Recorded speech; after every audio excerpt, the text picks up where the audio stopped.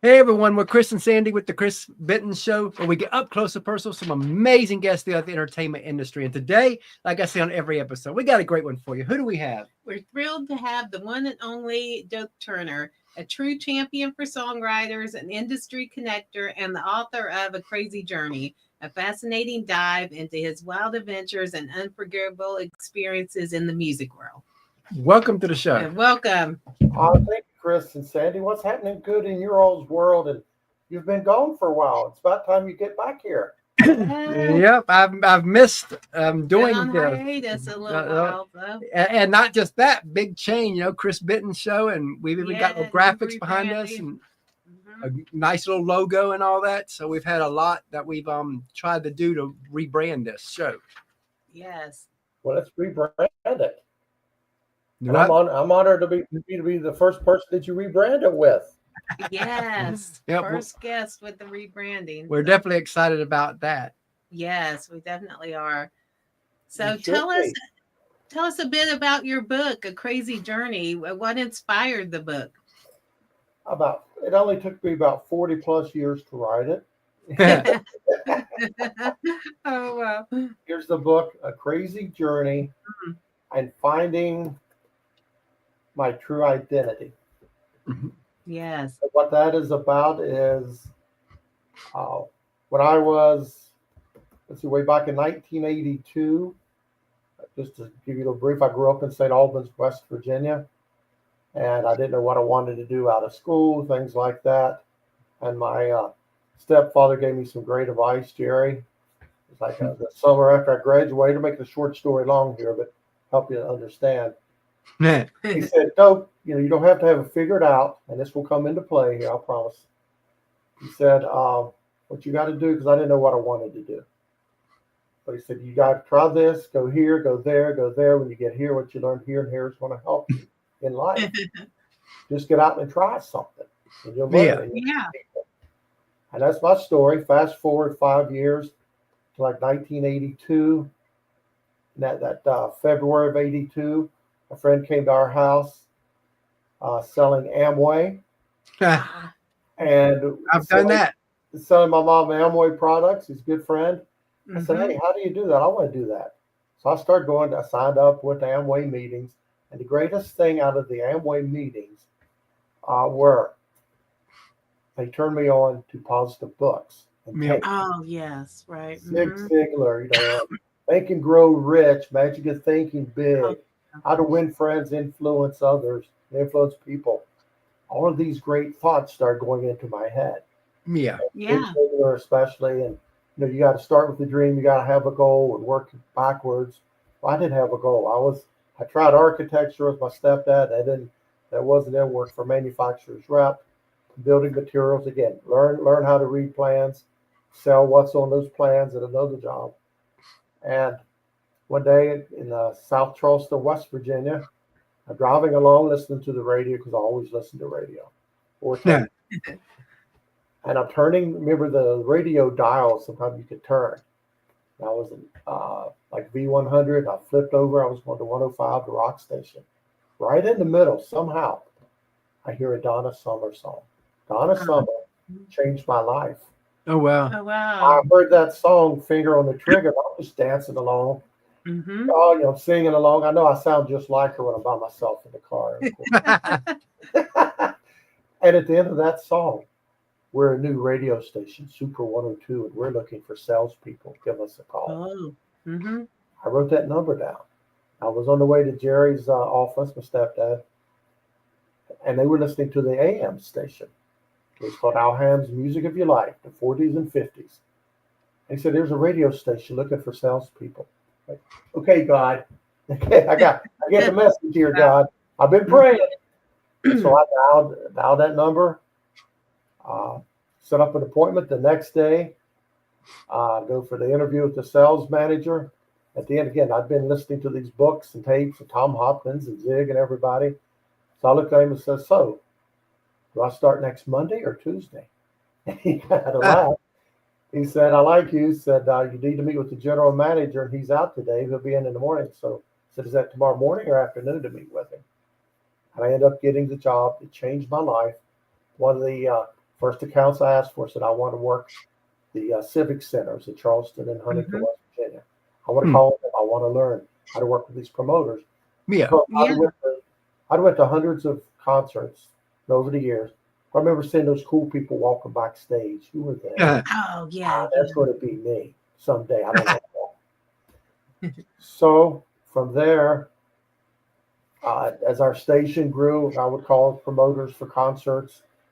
Ended up breaking through, getting some orders. Hey, asking you get, don't, and you won't. I'd ask for backstage passes. I got them. I got to meet a lot of people, starting with Journey and others. So all of that started going into me. It's starting that journey of working in the entertainment business and learning the promoters and so forth. So I went from there and sold radio at that station. The first month to the last month in 1986, I was the top salesperson every month because that's all I thought about. That was my goal.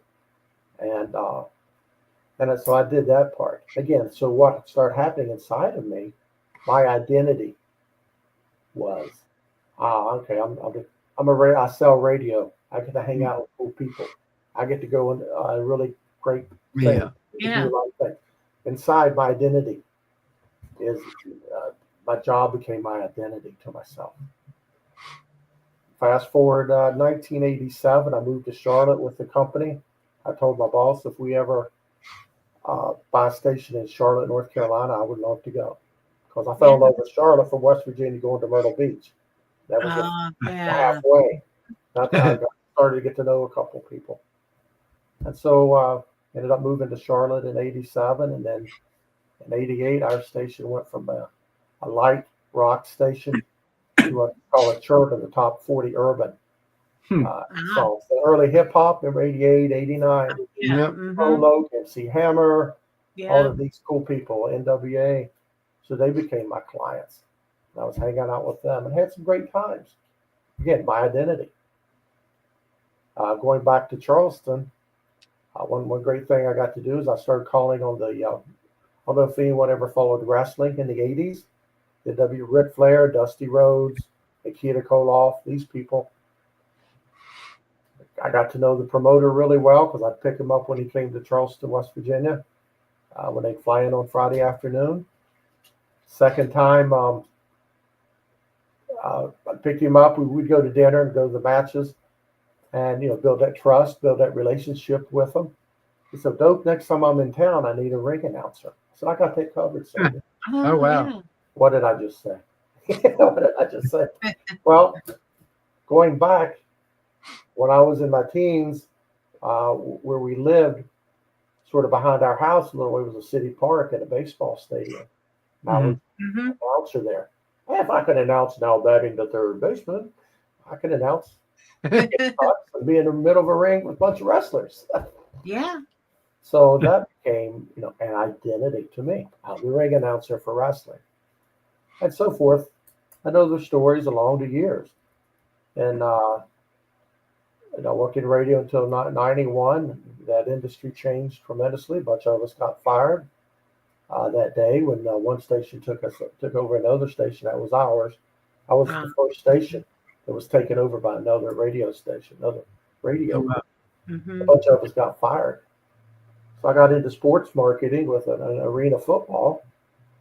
I was in sales and sponsorships there. I got to work with some really great people. And so, that became the journey again, the next identity. And mid-90s, because of a friend of mine that I worked with in radio earlier, a lady named Bernie Delgado, one of my closest friends, here in Charlotte, we went to lunch. She said, Doak, how would you like to work in syndication for a radio show called NASCAR Country? I said, great, Bernie, love to. Put me down for it. What's syndication? That's where, and to clarify, that's where you go add stations to your broadcast network. And so I got into NASCAR radio for a few years, added 200 stations in 2 years to the network. So I was hanging out with the NASCAR people, and in my neighborhood on Lake Norman, they were all around. So again, the identity statement that we put on ourselves sometimes, a lot of us, whatever our industry is, sports, entertainment, I'd worked with some tennis tournaments, a lot of different things. And that's, part of the journey. Any questions so far? No, I'm loving like the connection because a lot of people when they look back, that's when you're going through everything, at least with my life, I'm sure it's with you. When you're going through everything, you don't realize all the connections that you made. That one thing happened. That everything had to happen. That this made this happen, which made this happen, which made that happen. But when you're going through it, you don't realize that. Don't know at the Right. time. Right. It's building relationships with people. Just because you like them, because you can help them.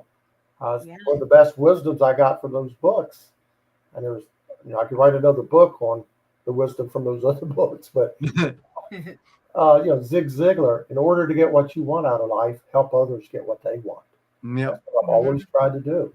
How can I help you?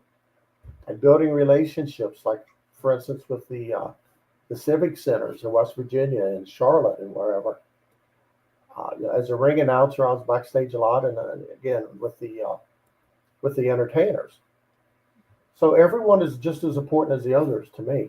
So I got to know the security people. They knew I was back there. They, we were all friends. A lot of times we go out after a concert and have a beverage or something. Just building relationship with everyone that sold tickets in that arena. They knew me. I knew them because I would go down and visit with them on the way to visit with the general manager or whatever. Everyone's important. You build those relationships. And where that can help, if you want a funny story, sort of a story. I'll tell a story in Charlotte when they built the new arena in I think it was 88 it opened. Of course, I'm calling on those people, making sales, taking them to lunch, getting to know them. If I needed something, hey, who's bringing that concert? They would tell me. Well, I developed a good friendship with a lady named Jill Cornwell there. She was like I believe she was the assistant to the marketing person. And so a lot of times I would get these phone calls because she would be typing up the contract of whoever's coming. And they would know, of course, before anybody else did. Yeah. So, Doak, Daryl Brooks is bringing MC Hammer. Here's the date. Hey, I got to go back. So I'm calling my promoter. Hey, so MC Hammer's coming to Sharp. How'd you know? I said, so let's work together. And so I have the promotion, everything, the buy, the advertising buy, the promotions before the other radio station even knew about the concert. Oh, wow. Again, the relationships that you build to help people. And that's what we did. And that has been invaluable to me, just building these relationships through the years and helping people. In my book, with every story, and I talk about working with, getting to do events and so forth, becoming friends with different people, from Paul McCartney, the Moody Blues, the Wrestlers, Beach Boys, all these different things I've been able to do. Again, we haven't touched on Nashville yet. We're just staying back in the West Virginia, Carolina so far, hanging out with Prince's people and helping them, getting on the insides and spending time. That's called building relationships. Mm-hmm. I mean, if you want a story, with Prince, let's say, Prince was going on tour in '88, and we had a brand new radio station started in January. So I found out. I called the promoter. I think I'd been working with some other shows with them. Yeah. And so one summer afternoon, I come in. Let's see, I'd set up an appointment for a guy named Billy Sparks. Billy was Prince's right-hand guy.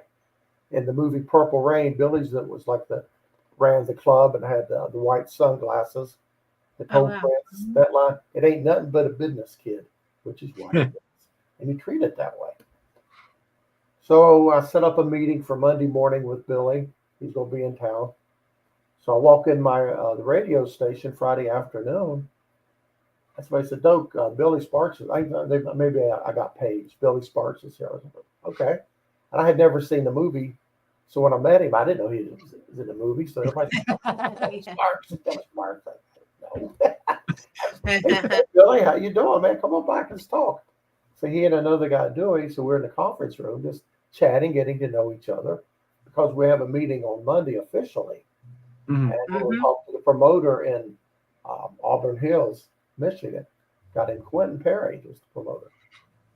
So Billy and I were sitting there talking. I said, man, you guys look tired. You've been on the road. Let's go get something to eat, man. I know a great shrimp buffet. He's like, let's go.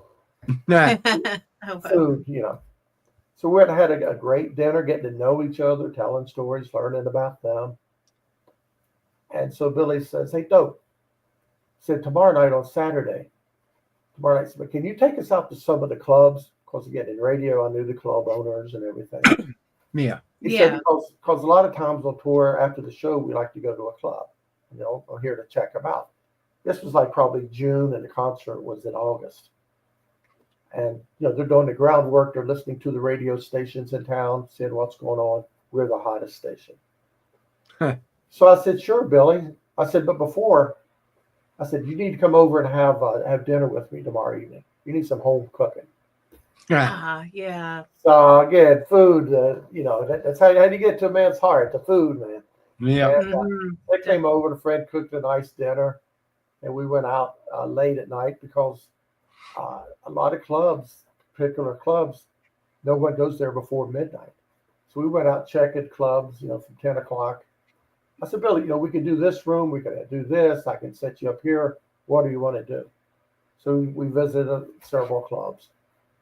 And so, again, building that relationship, that trust. I'm their guy. That's what I'm working to get. And from there, we went Monday morning. They come in. We have our proposals all laid out. We'd FedExed it to the promoter in Michigan. And Quentin gets on remember the conference calls? Used to have around speakers. And I remember that. Oh, yeah. We're fancy, baby. We're fancy. So we're all talking on those speakers. And Quentin says, well, Doak, you know, this looks good, but man, I remember that $125 per commercial rate, man, kind of high. He's like, and Billy Sparks, you know, says, cute. He said, Quentin, don't worry about it. Doak's is taking care of us. Don't you worry about that rate, man. You do our work on there. We got it. Again, building that relationship. Yeah. Fast forward, August comes. Before the show, we're talking, between the time we got together and it's showtime. We're promoting. Mm-hmm. I said, so Billy, when you come into town, man, I says, you know, Saturday at 9 o'clock in the morning. I said, I'm there. I'll pick you up. Don't anybody, drive you. So I'm there. So I pick Billy up. We go drive around, run some errands. Quentin comes in about noon. We pick him up. We go to an antique. Quentin says, I always like to go to an antique store and buy my mother something while I'm on the road. Come on, Billy, let's go, guys. Let's go to an antique store. Go. He finds something to send back to his mama. I'm looking at a little picture that I have here in my office. And he'll have that. There's a little tennis older thing. Again, we spend all day with him, all night. We go to the sound check. We have dinner with the band. All of that amazing stuff. Have a concert, great show. I'm hanging out with the band and everybody. They go to a party that we'd set up. About 3 o'clock, I take Billy back to the hotel, and he's like, we're talking. He's like, Doak, man, can you come and have breakfast with us in the morning and run us to the airport? Sure. I can't, and so we do that. Billy gives me a sweatsuit. Say, hey, Prince wants you to have this crew sweatsuit that I can have. I'll be glad to go get it for you on my jacket. But again, you're building a relationship. A month later, they're in Greensboro. Doak, you got to come up and hang out with us, man. We got your room. Oh, wow. Oh, that's awesome. And every time Prince would come around here, even after I got out of the business, or Nashville, how many tickets you need, Doak? So Billy, man, you coming? I'll go hang out with you. So again, all of that comes down to building relationships with people and loving what you're doing. And again, my identity. I'm the guy that can say to myself. Yeah. And that's what happens. We can all get caught up in that identity. Exactly. And it's good when things are going good, but when things are going bad, you lose a job, things change. I failed. What did I do to fail? I consider myself a failure at times on the journey. What did I do wrong? And the industry changed. We can't help some things. Yep. Yeah. And that's going to happen to you, whatever. It's like when I met Tom Landry one time, a month after he got fired from the Cowboys and all those changes. He came and spoke at a Fellowship of Christian Athletes at the YMCA. remember meeting him. You know, he was one of my heroes. Could have been a nicer man. Great. His first statement, he'd just been fired a month earlier. The greatest, the legend. He gets up and says, there are two kinds of coaches. Them that have been fired and them that want to be fired. That's the truth too. Stay out there long enough. So again, I'm just trying to share this, again, our identity of we get down, we fail, things beyond our control, and industry changes. But that was always my identity. Now what? And I've learned to reinvent myself at times. Okay. So that takes us up to 2000, through the early 90s. Any questions? Anything you want me to touch on? No, I'm loving it. We're loving your continue the journey. Yes, continue on. Okay. Well, I mean, because that's one of them things where I know a lot of your story, but still, when you say it, it's like, ooh, that's good. Because again, when you look back at your life and you start realizing things that led you to where you are, it starts to really make sense, don't it? It does. Well, for instance, 1989, I was burnt out. I've been selling radio for 7 years, 24/7 in my mind. I got to sell. I got to create ideas for these clients. I got to find new clients. Working, it's the most important thing to me. I put it above relationships. That was dumb, but I did. I mean, mistakes. And priorities get out of whack, all of that stuff. But sometimes it's ego. It's not. I was never better than anybody, but ego edging God out. Yeah. That's what ego stands for. So I'm fed up with everything. I've got money saved. I just moved to a place called Lake Norman, North Carolina, which was my goal to live when I moved here. It was June 20th. I just had enough. I had money saved. I'm like, I'd always wanted to take a sabbatical. I'd always heard that word. And 7 years of the same great general manager and so forth, just saying, sell, sell, sell, collect, collect, collect every day. And I knew inside the 80s, work hard, play hard. It's the most important thing. Identity again. And from there, I just took off. I just said, you know what? I just need a break from radio, from everything. I took off that summer. I didn't know what I was going to do at the end of the summer, whatever. But, it all works out. But I stayed out of radio for a year. I did another job starting in the fall, manufacturer's rep. Anyway, that summer, so I go home to West Virginia, spend time with my family. I have a brother and a sister, 13, 14 years, 12 and 13 years younger, whatever. My brother had a cheap guitar. He got a couple years on it. So I brought it down to Lake Norman. I started strumming. I didn't learn how to play till years later. Oh, wow. Yeah. I started strumming, but these lyrics started coming to me. So I started writing lyrics down. And all of these thoughts in my head, I started writing. I'm going to be a songwriter. I want to write songs. That's it. Yeah. Oh, wow. That's it. Yeah. And I knew about like Bernie Taupin wrote the words for Elton John and the lyricist and all of this stuff, So I just started writing. I'm going to be brilliant.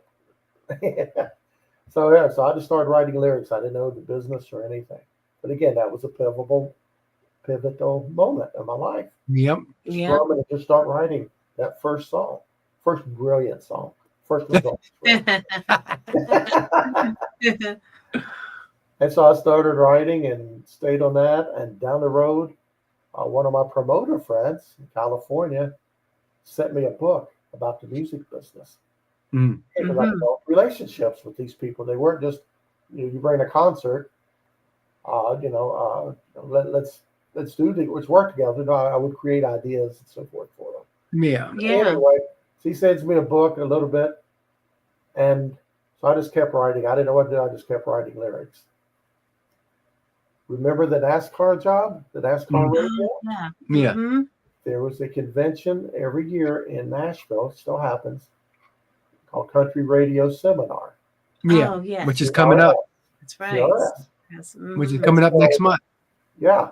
And so with that, I had to go because of the radio network to meet meet our future clients. Yeah. The program directors that decided whether to run the show or not. I'm going down the street. It was early 1996. And I see the thing says Nashville Songwriters Association International. I didn't know. Hey, something to do with the song. I wondered, what is that? I didn't know any better. So I went You to the learn office. as you go. Yeah, I went to the office. What do you all do? I'm a songwriter. You know, what? And that organization helps songwriters. They have workshops all over the country. Can I start one? So I started one in Charlotte. Boom, there goes the little path to Nashville. Day by day, step by step. Start learning the business. Start making the trips, seminars, bringing hit songwriters and publishers to Charlotte. I built a really nice, a good songwriting workshop. Start spending time in Nashville, you know, through the years.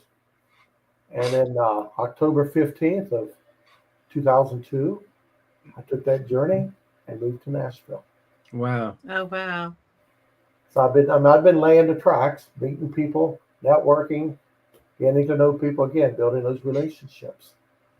You know, hosting hit songwriters, paying them to come over and do songwriting workshops and going to workshops in Charlotte. I'll start doing that. But in 2001 and 2002, I hosted with NSAI a big workshop in Charlotte that over 100 people from all over the country came to. It's the biggest thing outside of Nashville they'd ever done. And NSAI had sent like 12 or 13 pros to do workshops and concerts and so forth. Yeah. And we had people all over coming. So again, building relationships. I got to Nashville. As they say, the good news is when you get there, it doesn't take long. A lot of people know you. That's the good news. The bad news is that you've been there a while. A lot of people know you. So you're a good person. So that became the Nashville part of the journey. Anything? Yeah, because I always say in Nashville, you know, that word gets around really fast. So it's great when you're doing good, but if you cross any lines, you can be shunned through Nashville quick because it's it's a big city, but with a small town. Absolutely. And it was a great community at the time. Everybody helped each other. You know, hit songwriters would always talk to the people that just came to town, help you out, whatever, because they remembered what it was like when they got there and somebody helped them on their journey, which made it great. And so I got to Nashville. I was blessed. Again, going back, helping others. There was a guy named Gary Talley. Gary played with a band called the Box Tops. They had songs in the 60s, The Letter and some others. But I became friends with Gary in Nashville, and I had him come to Charlotte, stay a weekend and do some workshops, guitar workshops. And again, you're building relationships.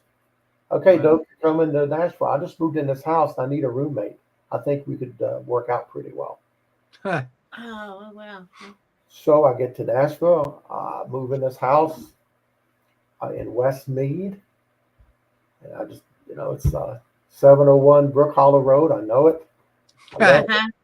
So I moved into this house, and it was owned by another songwriter and producer and publisher that lived in California, Stephen McClintock. And Stephen had hits with Tiffany and a bunch of other great people. And so here I am with Gary. So I got, you know, somebody to ask questions and then hang out and do all this stuff. And again, I had built relationships with others that had come to do workshops with me and so forth. Yeah. So there I am in this house. One Sunday, Gary has a friend there from New York. And he says, yeah, man, I do this thing in New York. I invite people over on a Sunday, and they have to bring a new song, and I fix some spaghetti. But you got to play that new song before you eat it. And I start thinking, I don't want to make spaghetti every week, but I could do something. Yeah. That was in like January or February, but a month earlier in December, I had a bunch of my new friends, my peers, the people that just got to town. And I had them over, like about 35 people at my house one Saturday. And I said, we're all new. We got to get to know each other, help each other. And that's my first 35. In January, I went to California to help somebody do a couple workshops of people I'd met along the way. When I'm in Orange County having dinner with friends, this guy says, Doak, do what I do. I said, what's that, Rex? He says, ask your friends to email you where they're playing every week. And every Monday morning, you send out to all your friends where everybody's playing, the songwriters in town. Nobody had thought about that in Nashville. Wow. You know, 10, 12, 15 clubs a night, songwriters are playing. Yeah. Nobody knows. I said, okay. So again, turning point. My friends Bev and Cliff Nelson invited me to dinner. And another friend, Liz, had asked me Liz Oxford asked me to come out and do a workshop for her workshop. So again, you help enough people, you do things for them. Yeah. Get ideas. So at that point, I started sending out these emails. I go around getting to know the venue, the people, the hosts at the venues of songwriter nights. Say, send it to me. Here's my email. Send me who you have playing next week. I'll put in an email and I'll send it out to everyone. And so they did. That was the birth of something very important called the Nashville Muse. Mm-hmm. And I built that from 35 people up to over the years, 3,500 people. Everybody was getting an email from me. Here's who's playing at Douglas Corner, the Commodore, Douglas, you know, all of these different places, Third and Lindsley. So I was this resource for people. In March, I started something called the Third Sunday at 3. It eventually became that.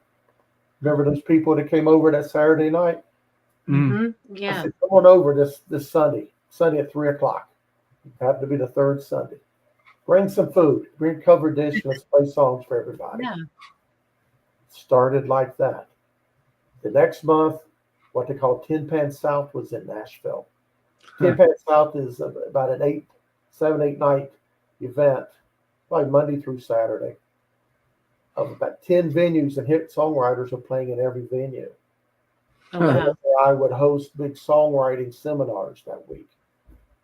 So I came up with this idea, a guitar barbecue. I'll go get 50 pounds of barbecue. I'd invite people to come over that Sunday after it's over on Saturday night. And about 150 people showed up at the house that Saturday. Oh, Wow. 50 pounds of barbecue. I started. The next 6 years, I did it 7 years in a row that week, the guitar barbecue at the end of Tin Pan South. The last one in 2009, about 650 people show up. Wow. Thank God, literally, there was a church across the street with a parking lot. I went for my first Third Sunday, can we park here? Yes. And that house got to be known as Crazy House because from the time it started, the next 112 consecutive third Sundays of the month, like 10 years, Oh, wow. third Sunday at 3, became an institution. Huh. And it helped me network, help everybody network, eat. I got Bojangles. You familiar with Bojangles Chicken? They opened down the street from us. Instead of you having to go to people, you had people come to you. Exactly. That was smart. That is smart. I met some of my closest friends today and some of my best co-writers and friends. And some people, hit writers, publishers, people came. It was just an incredible network over the years. But Bojangles opened up down the street. I got them as a sponsor. They gave me 80 pieces of chicken and fixins and sweet. So I got half of the music industry addicted to fried chicken and sweet tea. The first piece of chicken is free. Once you eat it, you'll pay me $10 from now on for the night. I didn't charge them. You know? So again, that's how the community developed. And I was writing songs. Again, my identity. I'm the guy that throws parties. I started working for a friend that we worked with the CMA Awards, CMT Awards. A friend of mine, Suzanne Skinner, had a company. We'd help get people and audience members for those events. Again, I was hanging out with some cool people and doing shows. And my identity was, hey, I'm the guy that does this. I'm the guy that does that. I'm the guy that gets, hey, I got to write with some of my songwriting heroes and develop real friends with some great people. And open doors and meeting a lot of different artists from the time they started or whatever to, you know, some of the big artists that, you know, were already big. But again, building the trust. And that's, you know, some crazy stories along with that. Wow. I love that. So when you made that move to Nashville, I know you had enough connections by that point, but did everybody accept you in, or did you feel any friction when you first got there? No, I was pretty well accepted with NSAI. A lot of the pros and that whole office over there knew me because I'd done some events, great events with them. But Bart Herbison that was running it and still runs it today. No, everyone accepted me because, like I said, I built relationships with some of those big hit writers and publishers that came to my events. Yeah. I provided them help. I did some things for them. Yeah. Connect people. And they could tell I wasn't all about me. I was about helping other people. So, like I said, I was blessed in that manner. Again, somebody said, "Man, you laid down the tracks before you got here." I said, "Yes, I did." Again, investing in your time, investing in your beliefs, and what you do and what you want, and dreaming big, and trying to do my best, and help them. being an optimist, because I remember reading in a book, I forget which book it was, talking about that.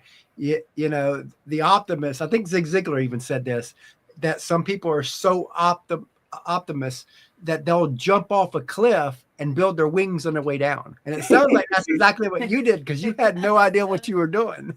Yeah, I didn't plan on, hey, if I go to Nashville and I build this network and I host these, I had no idea. Yeah, Stephen McClintock, how many people would say, yeah, you keep having those parties at their house? He would come in and the place would be packed. This is fun. Keep doing it. How many people would do it?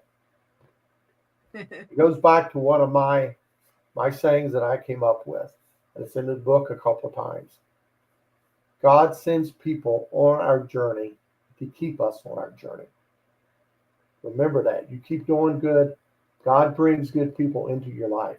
Stephen, talking about that, I remember when we launched in 2020, and COVID happens, and we went through a few months of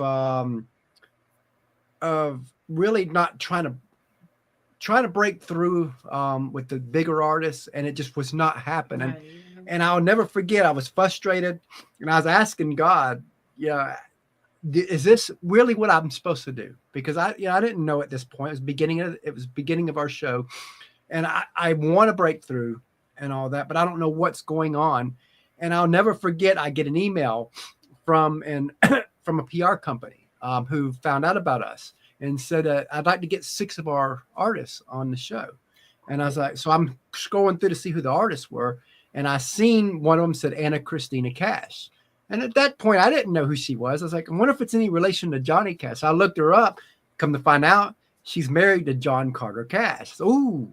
And then so I emailed back and I was like, yeah, we'll take all 6, but I wasn't stupid. Can we do Anna first? Because I didn't know if they would like my interview style. Right. So I was like, can we do Anna first? But I'll do all 6. So they actually did. They gave us Anna first. But because of that, Anna came, then Carlene Carter came. Right. Then Georgette Jones came.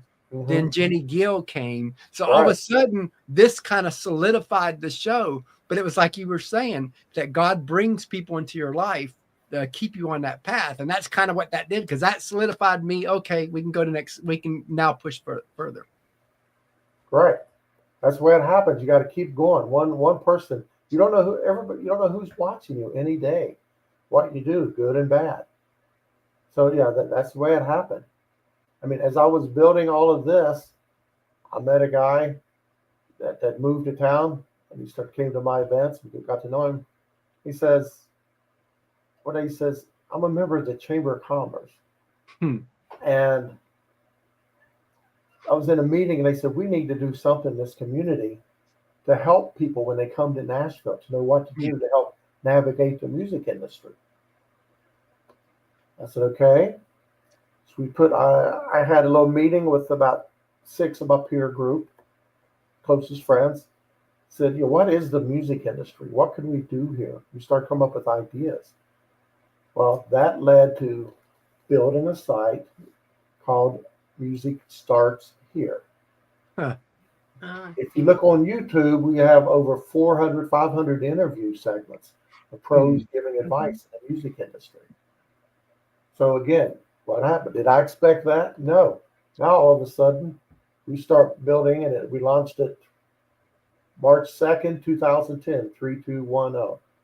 And what that was, I would interview pros. They would give advice to help people. What is the music industry? Songwriters, publishers, the music industry people, artists, and the whole circle. Yeah. And the musicians. And we gave them all a spotlight to give advice to the music industry. And that started growing, selling sponsorships, hosting events, hosting workshops for free with these industry people, and really getting to interview some really cool people. Like you say, people will call you. Remember getting a call, says from this lady. She's, I work with the guy that's the band leader of the Who, and they're coming to town. Are you going to that concert? I said, you tell me. And she says, would you interview the band leader of the Who? I'm like, sure. So I go down to interview him. His name right this second just escaped me. I'm sorry, but so I interview him. I'm hanging out with Pete Townsend and some of these people that are back there in the green room. But we do our interview. It was great interview. So okay, how do I in the back here talking to the Who? and people call you. Another time I get a call to interview Peter Buffett. You don't know if you ever heard of Peter Buffett. His dad is one of the richest people in the world. Oh, wow. Oh, wow. Yeah. Warren Buffett may have heard of him. Oh, wow. Wow. Yeah. I said, yeah, say yes first. Yes. But what's Peter's connection to music? Then ask for what it about is later. Huh? Say, yes. You figure it out later. So I go and interview Peter Buffett. His little thing in music, he was telling me the story, and he told me a very valuable lesson too. You go back to, you remember MTV? Yeah. Yes, you do. You remember right before they go to the news, you had the little news jingle? Yes. That. And in today's music news, Peter Buffett produced all of those. Oh, wow. Oh, I didn't know that. Wow. Yeah, there's a story. Yeah, another story about how he ran into somebody walking in the neighborhood. Well, my son works for this new TV network that's starting out. You ought to meet him. So that's Peter Buffett. Wow. Peter told you, and Peter told, and there's the interview is on. If you look up YouTube, Music Starts Here. A couple interview segments with Peter Buffett. One of the things he says is, we got a certain age. Dad gave us money, like $125,000. So that's it. That's yours. Do what you want. Go to college or whatever. So I tried college. It wasn't for me, and he got in some other things. Wow. But the biggest lesson, and we've seen people go through this, is do not let the silver spoon become the silver dagger. Ooh, that's powerful. We see people that get all of this money inherited early. We've seen some bad stories with them. So do not let that silver dagger, that silver spoon become. And money doesn't mean you'll make it, because like a lot of people try to say Taylor Swift made it because of the money, but me and you both know that you've known a lot of people that you don't even know who they are anymore, who had a lot of money at the beginning and they never made it. That's a nice segue, Chris. Yes, well, we have seen that. I saw that in Nashville a lot, and remember going to the country radio seminar we talked about a little bit ago, and you go to this country radio seminar and you see all these artists you've never heard of, banners all over the place. Somebody spent a lot of money on that person, and you don't know who they are. You never hear from them again. Or you see people that don't know the business come to town. They get taken advantage of in the music industry because some girl's boyfriend has a lot of money, or somebody's mama's their man, the momager or the dadager. Mom and dad have this real talented kid. They got some money, but they don't know what to do. But someone smells money. Hey, your kid's really talented. He's really talented. Let's get him in the studio. Let's take him on this radio tour. All of this stuff. And they're just making money. The kid doesn't have talent. We've seen that. But people take advantage of that. We'll call it the momager, dadager. But they really don't know anything about the music business. They get taken advantage of. That's one of the reasons we started Music Starts Here, was to help people. Yeah. And that went all the way up to 2020, and I shut it down. And that was a different story we'll get to in a little bit. But yeah, we've seen people come to town with money in Nashville, and they just blow through it. I'll give you an example of helping somebody not do that. And you mentioned Taylor Swift a little bit ago. I was there when she started. No one worked harder than Taylor. I remember being at the media conference. Scott Borchetta and Toby Keith were announcing they're starting a record label together, but 2 different labels, Show Dog and Big Machine. I remember looking down and seeing this cute 14, 15-year-old girl, pretty girl with, I remember she had a blue jean jacket, her vest with the lamb's wool around it. So I wonder who that is. Somebody's daughter, somebody got some money or whatever. And of all people, because I've always talked to a lot of people, meet them. That day, I don't know, I just wasn't feeling good or something. I didn't go up and meet that young girl. Mm. It doesn't mean they could have had it or not, but that was Taylor. Wow. And Scott Borchetta had signed Taylor to that label. Of course, her dad was involved with that. Yeah. Yeah. An important piece of that puzzle was my friend who did so much with her. That was her manager at the time from 05 to 08, Rick. And with Rick, what happened was, the name just escaped me. He's a good friend of mine. And that happens. Rick, let's see, sorry about that. I'll take it. I just got an email from him. But anyway, with Rick, forgive me, Rick. With that, Rick had worked in radio out in the West Coast. He got to talk to artists as they came out there. And her parents got to know him, said, "We want you to manage her." I said, Wow. "Okay." Rick Barker, thank you. God save Rick Barker, good friend. Anyway, I met Rick Barker in Nashville after all that, after Taylor was going really great. And I said, "Rick, let's do some workshops." I've always wanted to do workshops for artists, but I really couldn't find anyone that I could trust to do it, because there's so many people trying to get money from them. And I know you don't need money from some parent.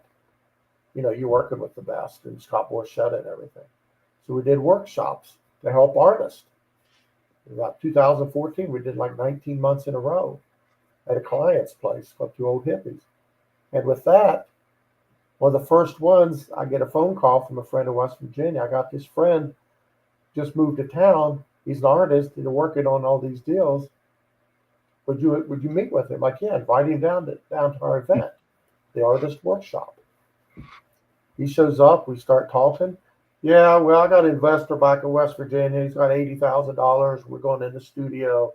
Then we're going to do all of this stuff. Like, I'm thinking, I haven't heard this before. So I said, well, you listen to Rick's workshop and let's talk afterwards. Mm-hmm. And, we found out the game, what was going on. Yeah, somebody going to take him in the studio, go take him on a radio tour, going to make him the next big thing. Thankfully, he listened to me and Rick. Now, that's not how it works. Do not do that. Yeah. Work yourself. Learn to write better songs. Get in the network. Get in the community. So we saved somebody $80,000. Oh, wow. Yeah, that's a lot of money. Yeah, it is.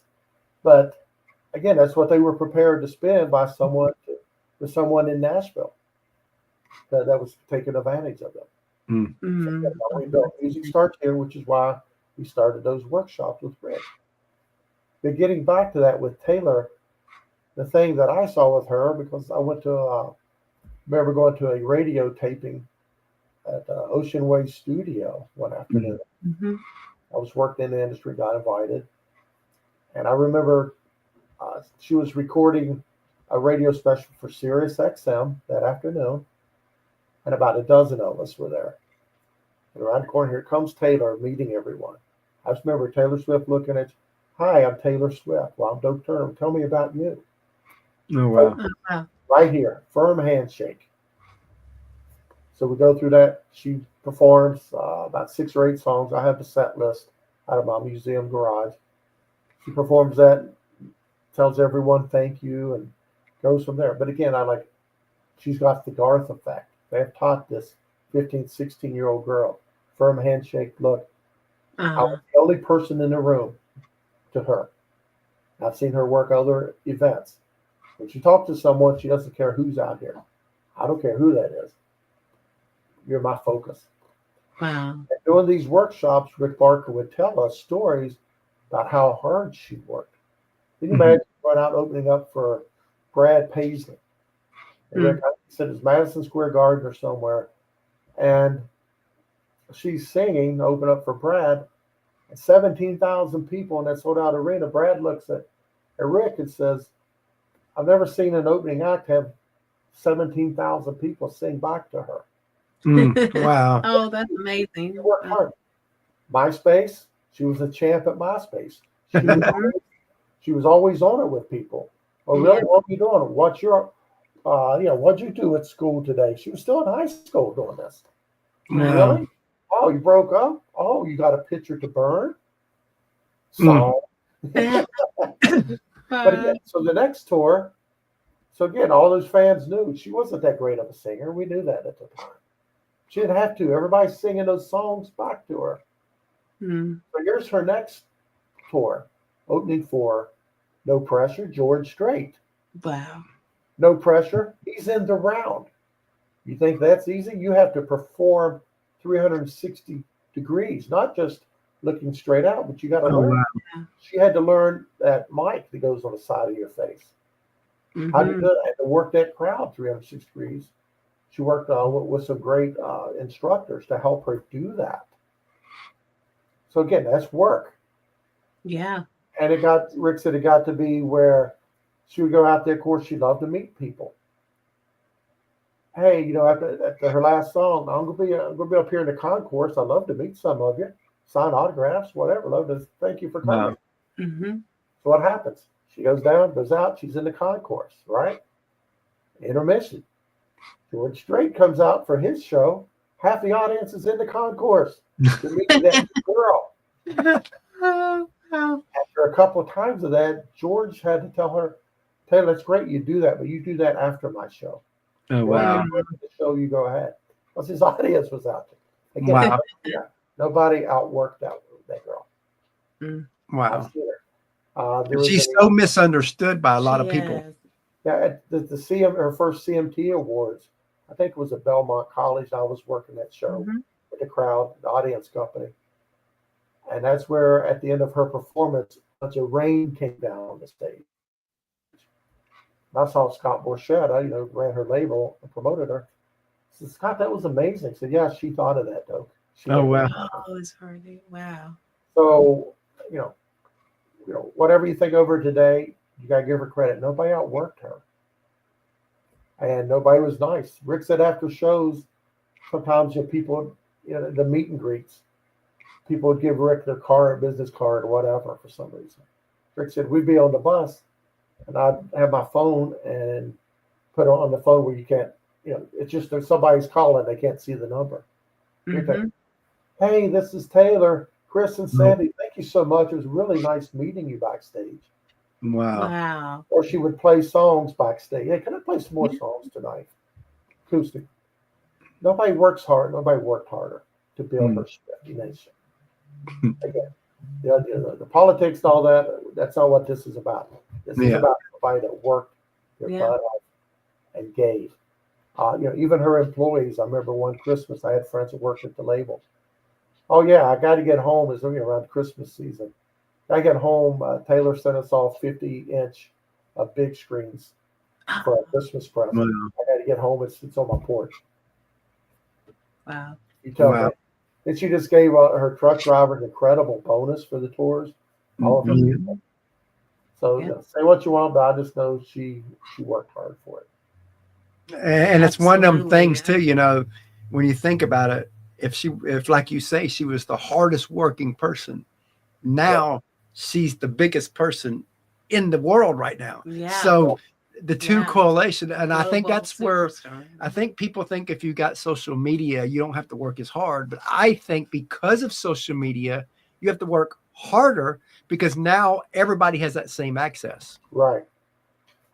So that's a little bit of the Taylor Swift stories that I was able. I don't know her. She didn't know me. Met a couple times. Again, I knew her label people, Yeah. the great people. Those promotion people had to work hard at the beginning. I know them. I talked to station director, program directors. They didn't think much of her when she first came until they saw her when she would do those radio tours, Wow. smaller venues. Then they saw her on stage, like, okay, I'm going to play her. Mm. So they saw the response from the crowd. Right. There you go. There's a segment on Taylor Swift. Not claiming anything for any of her success. I didn't have a darn thing to do with it. Love that. So through your journey so far, what would you say is your biggest lesson? My journey to date. Yep. Yeah. The biggest lesson is, again, I mentioned identity. Yes. I got caught up in my identity is my job. For 40 years, it was a crazy journey, great journey. And nobody knows how hard you work to achieve those things. Nobody knows how did those stories happen. You build relationships, you build trust, you help others. Crazy things happen when you do that. You help other people meet other people. Mm-hmm. My biggest lesson I had to learn is, okay, I just told you a few of the stories. There's a lot more in the book. There's stories that I didn't get to put in that book. I edited. But it came down to it, what happened in 2017, things were going, the rent was getting outrageous in Nashville. Some of the sponsorships had slowed down. Mm-hmm. I had an incredible woman in Charlotte, long time I love. Rent was going outrageous. Again, things are just crazy. And I ended up moving back to Charlotte. Wow. Mm-hmm. Now, I was still going back and forth because music starts here. We still had workshops to do. I still went up and wrote songs for people, with people, things like that. But still, I'd moved back out of it. So every night of going out and hearing my friends play, being part of songwriting rounds, being every day in that industry, it was gone. Unless I made those trips. And started to feel like I failed. I didn't get that big hit song. Yeah. Yeah. 2019, but then I quit going up there, and I didn't get that big hit. I'm a failure.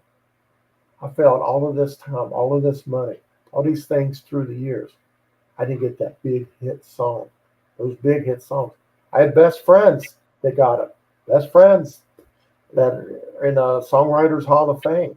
Yeah. Yeah. Everything. I wrote with those people. I didn't get my songs cut. I mean, I had a bunch, about 12, 15 independent artists cut songs. And a couple years after I moved back to Charlotte, one of those songs went number one on the country Christian chart. Who would have? Oh wow. But I didn't get those big hit songs that my friends had done. That's what I was doing. I had this vision. I get those big hit songs, have a nice house, be respected even more up there. It's what I learned to call since then the invisible ladder we get on. But again, that was my identity. And when I came back to Charlotte, Kathy, awesome woman, bought me a book. She just happened to see it. She knows I loved Robert Schuller, the minister. Yeah. His Mm-hmm. grandson Bobby wrote a book that it just changed my life. It's called "You Are Beloved" by Bobby Schuller. Oh wow.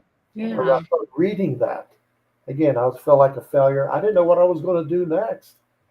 Again, your life changes, like crazy. Yeah. And Mm-hmm. I read that, and it had the identity statement in it. I kept reading the identity statement. It changed my life. Made me realize the most important thing is your identity. Mm-hmm. My identity, as I mentioned, my job, my career. I get to do this and that. I hung out with Paul McCartney. I put things together. All these different people in the book. Tennis. I've been around the tennis stars. All these people. Yeah. My identity was gone. I'm not in Nashville. I'm not a host of par. I'm not this guy. Who am I? That identity statement, I kept reading it, is I am not what I do. I am not what I have. I'm not what others say about me.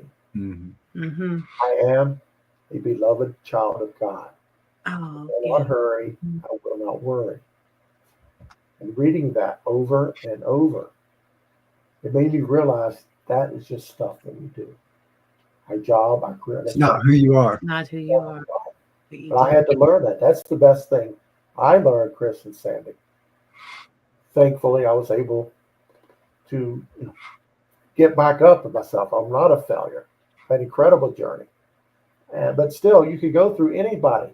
You could be the top salesman. You can be president of this company. If I have your identity, I mean, I've spoken to different places. I spoke to Rotary Club last year. What's your identity? Tell your neighbor. What's your identity? Let's see. The president, you're a real estate person. You're so-and-so's mom and dad.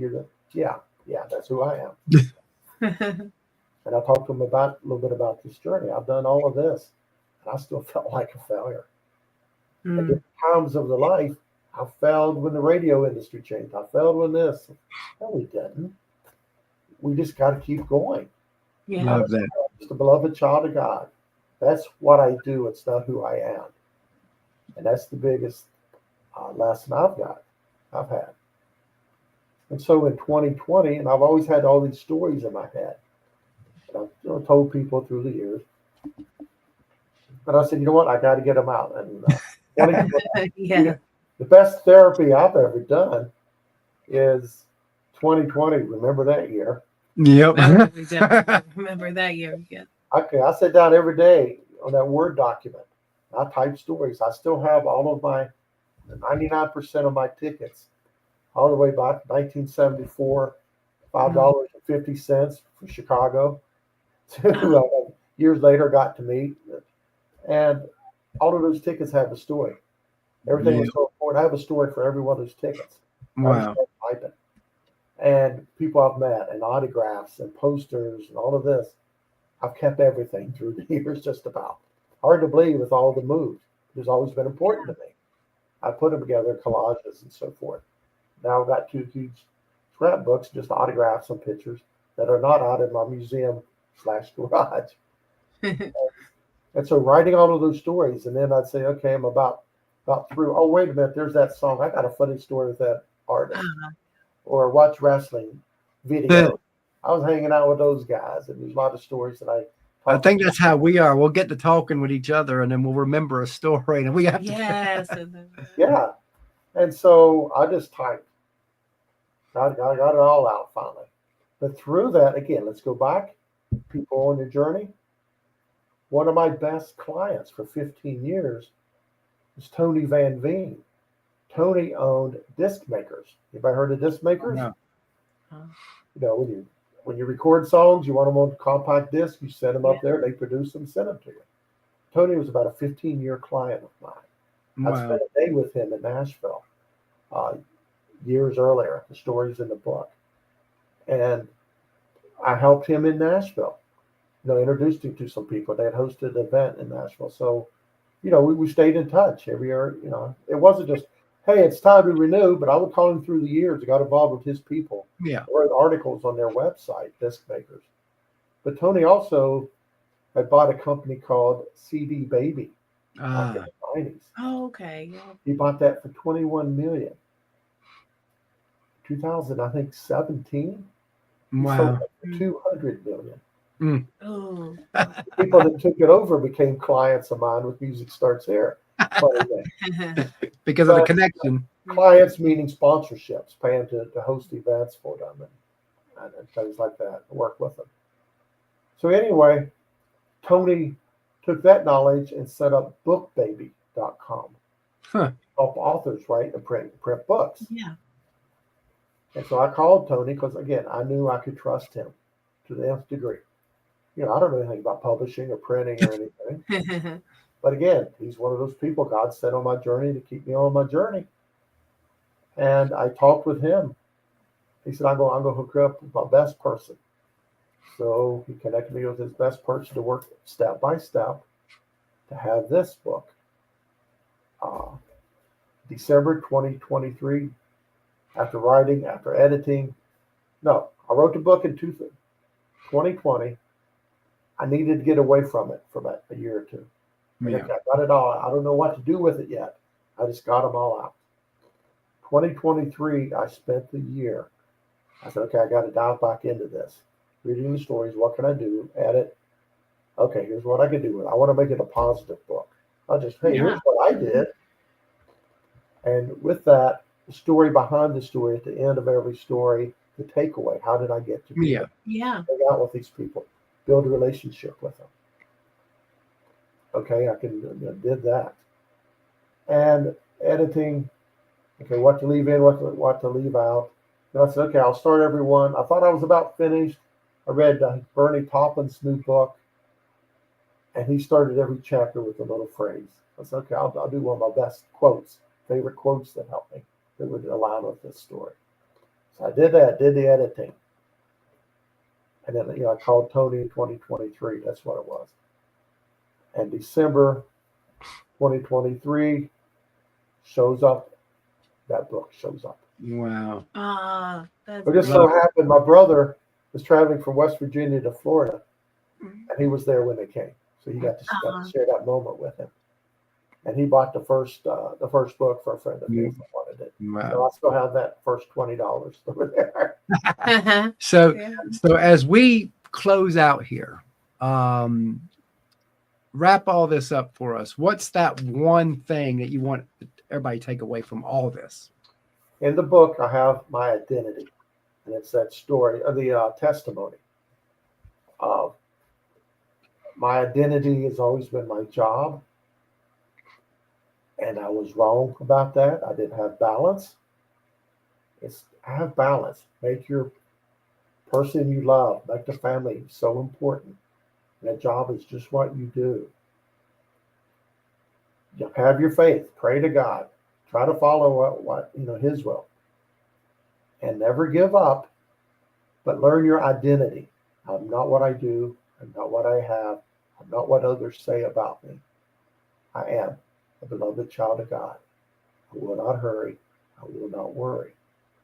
And it all works out. We don't know why we have setbacks, but make your comeback stronger than your setback. Yeah. That's what you have to do. You got to keep coming back from those setbacks. We've all had to do it in life, and creators especially.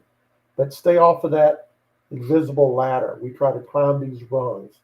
When I get one hit song, I'm gonna move up that ladder. I get 2 songs. When I get that big single, I'm climbing that ladder, and I'm gonna be in that group. I know a lot of very successful people that are not happy, successful in business. Don't let that be what's in your heart. Just keep doing it, have fun, help others in life. And again, and just remember, God sends people on your journey to keep you on your journey. You quote that to me. Because I've lived, I'm the poster child for that. I used to say that, like, wait, I'm that poster child. But keep believing and reach out and ask for help on your journey. Love that. That's been a challenge for me at times. Admit things aren't going right because we want to be positive. Like I say, help others. And Chris and Sandy, let me know how it can be of help to you. We will. We definitely will.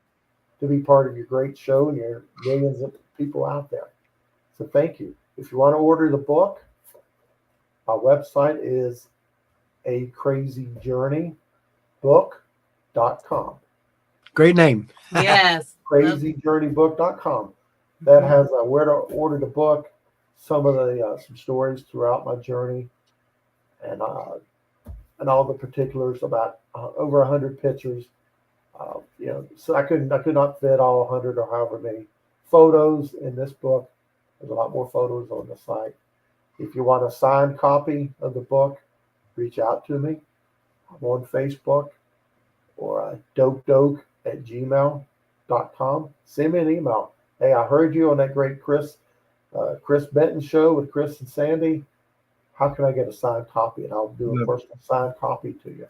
The details are on the site, or reach out to me. Love that. Love that. You know, we're excited to have you come on the show today. Yes. We definitely enjoyed it, We did. This was fun. and we definitely look forward to seeing where all this goes. Thank you. I look forward to doing that. And where are you located? Savannah, Georgia. Savannah, Georgia. Okay. I'm going to have to get down to Savannah and see you. Oh, And great. you need to come up to Lake Norman. We got a place, we call it the Lake Arosa. You'll have to come up there. Let's spend a couple days.